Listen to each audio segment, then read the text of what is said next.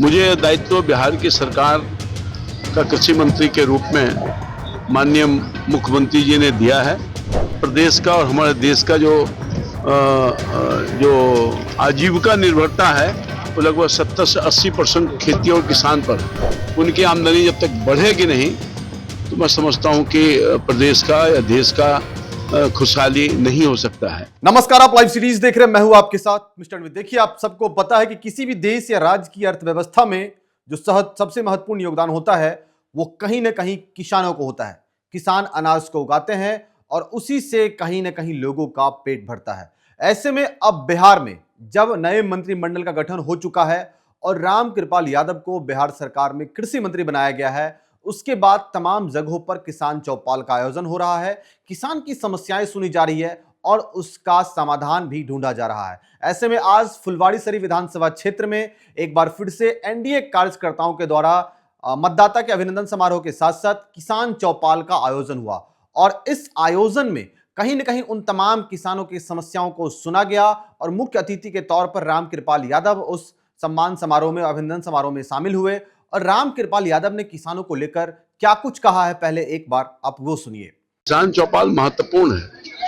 मुझे दायित्व बिहार की सरकार का कृषि मंत्री के रूप में माननीय मुख्यमंत्री जी ने दिया है और ये बड़ी जिम्मेवारी है हमारे कंधों पर, चूंकि हमारे प्रदेश का और हमारे देश का जो आजीविका निर्भरता है वो लगभग 70 से 80% खेती और किसान पर है। वो जब तक मजबूत नहीं होंगे, वो जब तक आत्मनिर्भर नहीं बनेंगे, उनकी आमदनी जब तक बढ़ेगी नहीं तो मैं समझता हूं कि प्रदेश का या देश का खुशहाली नहीं हो सकता है। और ख़ासतौर पर इलाका जो किसानों का ही इलाका है, उसमें बड़े पैमाने पर इस इलाके में किसान काम करते हैं और हम सब लोग को खिलाते हैं, यहाँ के प्रदेश के बाहर भी लोगों को खिलाते हैं। तो वैसे किसान के लिए हम सब लोग लगातार प्रयास कर रहे हैं। एनडीए की सरकार, माननीय मुख्यमंत्री जी कृषि बोर्ड में भी बनाया है और उस पर हमें काम आगे बढ़ाना है और मैं अपना काम प्रारंभ कर दिया हूं।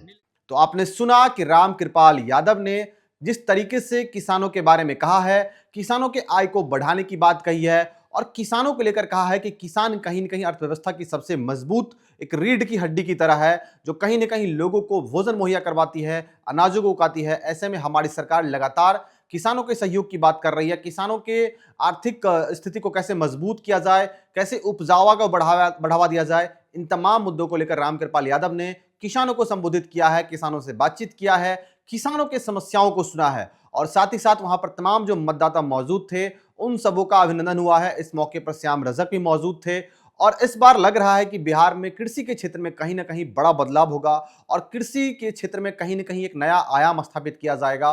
और ये रामकृपाल यादव कह रहे हैं, ये बिहार सरकार के मंत्री कह रहे हैं और लगातार कह रहे हैं कि हम लोग किसानों के हक के लिए, किसानों के आवाज के लिए हम लोग आगे हैं और किसानों की स्थिति कहीं ना कहीं आने वाले टाइम में हम लोग मजबूत करेंगे। केंद्र सरकार का भी सहयोग मिल रहा है, राज्य सरकार का भी सहयोग मिल रहा है और हम लोग लगातार किसानों के बारे में सोच रहे हैं, किसानों की आर्थिक स्थिति को मजबूत करने के बारे में सोच रहे हैं और किसानों को किस तरीके से समृद्ध बनाया जाए और बिहार के किसान आने वाले समय में किस तरीके से अपना एक नया कीर्तिमान स्थापित करे, इसको लेकर लगातार काम हो रहा है। ये तमाम बातें रामकृपाल यादव, जो कि कृषि मंत्री बिहार सरकार के, उन्होंने कहा। तो ऐसे तमाम खबरों के लिए बने रहिए हमारे साथ। देखते रहिए। बहुत बहुत धन्यवाद इस वीडियो को देखने के लिए।